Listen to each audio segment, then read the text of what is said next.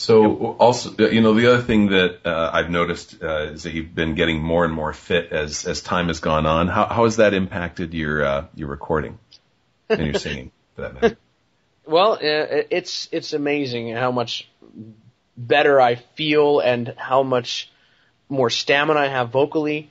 2 or 3 years ago, if I were doing a 3-show weekend like I just did, I would be just fried vocally and very tired. You wouldn't be talking to us right now, would you? I would probably be sleeping. Yeah. Or I'd be like this. I'd be talking like that. No, anyway, it's a huge thing. I mean, for me, I can post higher and longer. My range has gone up. I've worked a lot on my voice too. So I've lost, as of just this past week, I've lost about 85 pounds in the past couple of years. Wow. And that's a lot. It's remarkable. Big difference. I go to the gym every day. At least I try to. And I really, really push myself to get in the best physical condition that I can be. My goal is to really get there, hopefully by the summertime, to be in pretty darn good physical condition. I still have some to lose, but yeah, it's really, really made a huge impact on my singing. It's huge. And that's the one thing that I have to keep reminding myself anytime. Sometimes even this past weekend, the guys, we went out to Applebee's and everyone was eating appetizers and desserts and stuff like that, and I didn't eat anything. And it was one of those things where I sat there and watched them eat, and I said to myself, man, that looked so good. And then I kind of have to remind myself, yeah, but I feel a lot better now, and I'm singing than I've ever have, and so that's important. So, well, congratulations to you on that. I mean, you've obviously done a lot of work on your own, and it takes a lot of, like you're talking about it takes a lot of self-discipline. Oh, big time. A lot of self-discipline, and it's hard. I mean, food is great. People love to eat. And it's great to just sit on your couch and eat. You know what I mean? Just sit there and just watch TV and just eat some potato chips. But there it is. That makes you fat. So, but it sure feels good when you're eating them. Let me ask you something about the Tim Tracks, because obviously you have a website. It's www.timtracks.com. You've had it for several years. You're going through a little bit of an update from what I've heard. You're expecting some new changes. And also, along those lines, I want you to answer that question. Tell us a little bit about the work you've done for the Society recording tracks, because you've been involved in a lot of their music premiere series over the last few years. Yeah, I've recorded a bunch of tracks for the Society since 2005, and that's been a lot of fun. We've been working together for a while now, and I don't think people kind of assume that you make money off of that when you from the Society. Is that the case, or is this? Well, I don't make money off of the actual individual sales. So, like, if you go and buy a track of mine from the Society, I don't make any money from that. No, but they do pay me up front. They pay me just actually my standard fee. I actually have been giving them a discount for years now, because I love the Society. So it's kind of it's a labor of love, and I appreciate it, and working with the Society on that. But no, I don't make any money off of the individual sales. But okay. Again, it's an honor to do it for the Society. Yeah. And the site, you're doing an update there? Is that what? Yeah, it should be done any day now. Hopefully within the next couple of weeks, sometime around mid-April maybe, we'll have the whole new site up. It'll have an instant access thing where people can buy their tracks through PayPal, and they'll get the track right away. They'll get a link. They don't have to email me anymore and say, I want this track or anything like that. All they have to do is just go ahead and buy it. You certainly have to buy it from the arranger first before that, but once you do that, you can just go ahead and buy the track right from the site, and it'll be really, really easy. You'll get it right away. You don't have to wait for me if I'm on vacation or if I'm traveling. You don't have to wait for me to get it to people anymore, and it's going to be great. I think the site is going to be an improvement from what I had, and the old site's been great, but this'll be a nice update. Hey, have you ever considered just having the full mix available for people to purchase? Like at a discounted rate, you know? Yeah, I mean, who knows? I've thought about it. I just don't know as far as like. There's a lot of people out there like myself who are Tim Track junkies. You know, I seriously, I'm no joke. When I'm in my car, if I'm listening to barbershop music, 90% of the time I'm listening to your Tim tracks because they're so good and they're clean and, you know, such great expression. It's like, it's kind of hard for me to listen to someone else who tries to do the same thing. You know, it's not quite the same level. Mike. Well, and you saw the harmonizer for You Barbershop. That was what Tom Metzger even wrote. You know, and he said, "What's in your iPod?" Tim tracks. Yeah, there it is. I know I'm not the only one. I'm even part of that Facebook group. You know, there's a Tim track junkies group. Oh, that was. While we're on this, I'm sorry. When I was invited to my own Tim Tracks junkie page, I saw that there were a bunch of people on there. I was like, "Whoa, okay." Yeah, we need to get some people some new listening material. Yeah. So while we're on that subject, when is the CD coming out? All right. Well, what CD, Brian? What are you talking about? Well, the new Tim Tracks CD. It's all Tim all the time. Oh, Tim, tell us about that. Well, I'm working hard on it, and the plan is to have it out in June. Certainly by the international contest, that's the plan. I have a decent amount of it recorded. A lot of it will be brand new stuff that's never been heard. There'll be a few tracks on there. Probably most of them will be updated here and there. After you do a recording, you hear it, and after you've heard it 100 times, you say, "Oh, I wish I could fix that note," or "I wish I could fix that line." So I'm going to try and do some of that stuff, but we're hoping for. It's what we refer to as creeping elegance in the biz out here. Creeping elegance, but yeah, I'm hoping for June, mid-June, maybe even early June. My initial goal was to finish everything and have it at the people at the CD production place by the end of May. It looks like it'll probably be in June because I'm actually going to be waiting on a cool new arrangement that I'm going to get for the album. So cool! So it's well worth it. So. We're going to have at least one brand new Arendelle chart that's specifically done for me for the album. And it should be a lot of fun. I've been talking with Aaron about it. And so there's going to be at least one, possibly two, that Aaron's going to do for me for the album. So worked out a cool deal with Aaron, and I'm excited about it. And he's one of my very favorite arrangers and a good friend. So it's exciting to have him doing something specifically for me. So that'll be pretty cool. Absolutely. Are you going to have any guests on the recording with you? Yeah, I'll have a few guests actually. There'll be a couple bonus tracks on the album. One of them will be my mom. We're going to sing a song together called He Will Carry You, which is a song that we sang when I was just a little kid. Maybe I was around, I guess, 7 or 8, maybe 9, and I was singing with my mom in church. And that was one of the songs that we sang. So we're going to spice it up a little bit. We're actually recording it this week. Cool. Yes, at the end of this week, I'm going to go home and I'm going to record with my mom on that song.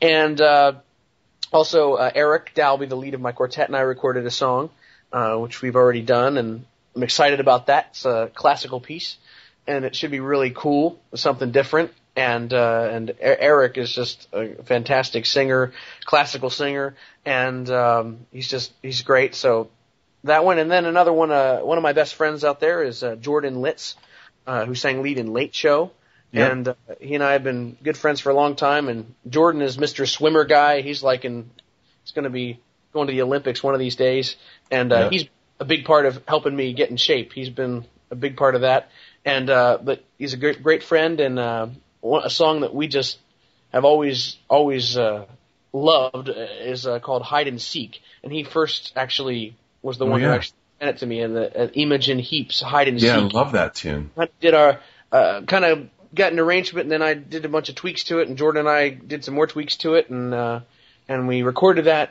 as well. So that's going to be on there, and that's going to be totally different, really cool. Yeah. It's going to be a really cool track on the album, so I'm really excited about that one as well. I think that's a really interesting choice because I particularly like the vocal effects. A lot of people think that a lot of that stuff that she did in there is actually electronicized, and it's just really a vocal effect that she's doing. Yeah, it's pretty crazy. Yeah, it's wild. we tried to do the same thing as much as we could. So we did our best tribute. So it's going to be cool though. I can't wait for people to hear that one. That's awesome. You know, I heard a rumor too that there might be another bonus track on there. It's an old track you did a long time ago called "This Is the Moment." You might want to watch out for that. You better check with Eric before they go through mastering. We better listen to that a few times. No hidden tracks. There you go. Hey, we'll save it for that time. You know, when they do the when they have Vocal Spectrum come back 50 years from now. You know. There you go. Yeah. Right, we'll do that. That'll be great. Oh man, that's when we'll probably still be alive too. That will be ironic. Oh, yeah, that'd be fun. I hope. I hope. Yeah. We can hope so. Yeah. That's funny. Hey, I have a question real quick about the Ambassadors of Harmony. Just give us a quick update on the chorus. You obviously had a breathtaking performance in Anaheim and broke many records, and you took out the vocal majority, which everyone is just whoever saw it, everyone's like, wow, vocal majority was awesome. But then Ambassadors came out and it was just spectacular. It was really no question, except for Brian and I who weren't sure in our little podcast. We had to eat crow. Man, you've lived totally for us. Well, the Ambassadors are doing great, and I don't think we did anything to the vocal majority. The vocal majority is amazing. They are just my favorite chorus to this day. I love the vocal majority, and they're the only chorus that I have on my iPod. No offense to the other great choruses out there, but I just love the vocal majority's recordings, and they have such a legacy. And Jim Clancy is just a class act, and I just love that chorus. I have to tell you that those guys were the first guys to come up to us after the contest. Some of my good friends from the vocal majority were the very first to come up and congratulate me, and they were just a class act, and they're going to go on for years and years. But the Ambassadors are doing great. They are just really, really cranking, and the guys are fired up and singing better than ever, and we're just working on new music, and there's just a lot of energy around the chorus right now. It's a really, really great thing, and I wouldn't want to be anywhere else than singing with the Ambassadors right now because it's a really great place to be right now. That's awesome. All right, this sounds like I meant it too. I was thinking about Brian while you were talking. Brian, do you want to do the top 10 questions? Okay. Yeah. That sounded really weird the way you said that, Mike. Well, I put it. I was thinking about Brian. I put your gay up there. A glimpse into Metropolis. Oh, there you go. Lovely. Okay. Hey, you don't ever want to go to Philbin land, trust me. Hey, it's a lovely place to be. Shut up. Okay. Ready? Yeah. All right. And now, with apologies to James Lipton and Bernard Pivot, it's time for another installment of Brian's complete waste of time in 10 questions or less. Uh-oh. Okay, Tim. These are mostly, quick answers, but no multiple choice. Sorry. Darn. Well, actually, multiple choice as in one or the other. So, like with this first one, choose one: nails on a chalkboard or out of tune tag. Out of tune tag. Wow. Okay. Would you rather eat a live bug covered with chocolate or let a tick bite you? Well, chocolate's pretty darn good, so I think I'll take the chocolate bug. I love that. One of my favorite desserts. Chorus shoes or all-in-one? Oh, wait, that's for Sweet Adelines. Never mind. Well, wait, he is a Sweet Adeline compared to the harmonizer article, right? Did you get your harmonizer yet, Tim? Yes. Thanks, Pat. Yeah. That's very funny.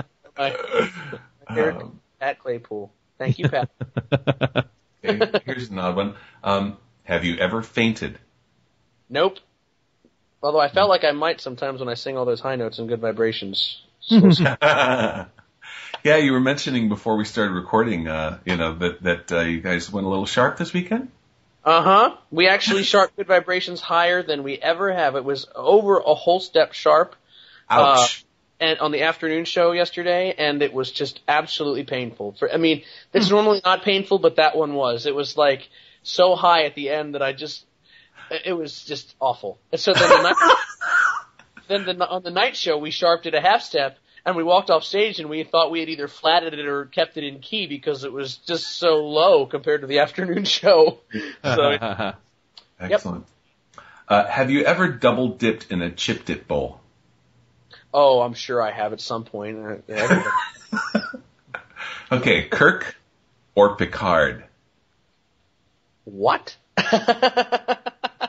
Oh wow. Okay, let's put it this. Let's give it a little tweak then. Kirk or Spock? Kirk. Are you a Star Trek fan? Have you ever seen a Star Trek episode? I'll say Captain Kirk. I'll say Captain Kirk. Okay. Let's throw that one out, Mike. Okay, we'll throw that one out. Let's get rid of that one. Okay. Awkward. Let's do this one instead. Okay. Bugs Bunny, classic cartoons, or Family Guy? Bugs Bunny, all the way. Good man. Good man. Okay. Boxers or briefs? Boxers. Excellent. And finally, what is the airspeed of an unladen swallow? I have no idea. Okay. Well, 3,000 miles per hour. you're really overestimating the ability of a swallow. Well, I like swallops. The swallops, they're wonderful. That's a Saul Rosenberg quote. The swallops. Swallops? Like swallow. Anybody who knows me knows that I like Saul Rosenberg. So, the prank call guy. Yeah. Well, that's all I've got, Mike. Oh, okay. I think we're more or less done. So just a little wrap up here. All right. Tim, thank you so much for coming on the show and spending time with us. You know, people have had so many questions about your quartet and your learning tracks. Absolutely. And just you as a person, because you've given so much to the society over the last few years, and obviously there's a lot more to come. You're only 28, 29 years old, so we're looking forward to seeing what you're going to bring to us. But you've had a dramatic influence on a lot of barbershoppers, and whether you know it or not. So thank you for that. Guys. It's been my pleasure to be here. Hopefully I'll come back again someday. Oh yeah, you'll be most definitely welcome. And yeah, absolutely. Get the other guys in Vocal Spectrum to come along too. That'd be fun. That's what we need to do, is do an interview with the quartet. Maybe we can get you on the show or something. That would be about an hour. That would be about an hour of stupidity right there. Yeah, but we have to make it the Vocal Spectrum Quartet, not the quartet he sang in with Sean Devine and Jack Pinto. Oh, that's right. What was the name of that quartet?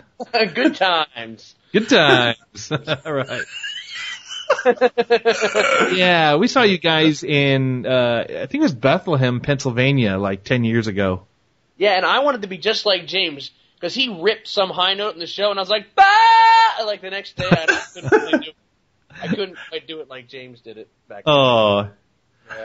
Yeah, you wouldn't want to anyway, so. Yeah, we had fun though. Yeah, that was a blast. Yeah, we did.